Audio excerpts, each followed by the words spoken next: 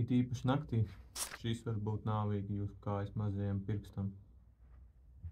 Tāpēc man ir šī LED lenta, ko domāju novietot zem gultas, lai naktī radītu apgaismojumu kopā ar šiem te kustības sensoriem, kas tad reģistrēs kustību un nepieciešamības gadījumā ieslēgs gaismas.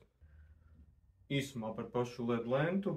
Tā ir 5 metrus gara kopā ar Sonoff kontrolieri, kurš tad dod iespēju savienoties ar Wi-Fi un tad kontrolēt pašu LED lentu no telefona.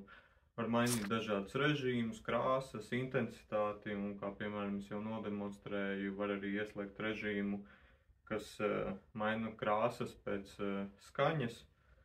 Un tad, protams, tas, ko es darīšu, ir automatizācija, kad savienošu kopā ar kustības sensoriem, lai gaisma ieslēgtos tad, kad es, piemēram, izkāpju no gultas ārā.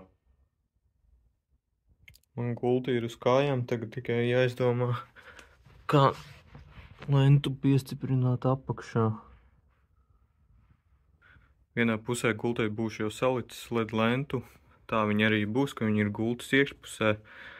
Un tad naktī, tā kā man gulta ir uz kājām, tad no gultas apakšas nāks viegla gaisma, kas netraucēs citiem gulēt un būs pietiekama, lai tad pārvietotos naktī droši.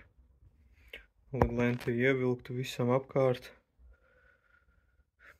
Vēl jāizdomā būs, kā vadu labāk izvilkt līdz elektrībai, bet to pēc tam.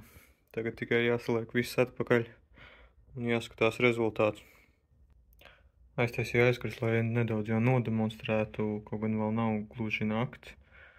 Kā var redzēt, tagad uzliku tādu efektu, bet vēlāk būs vienkārši gaisma.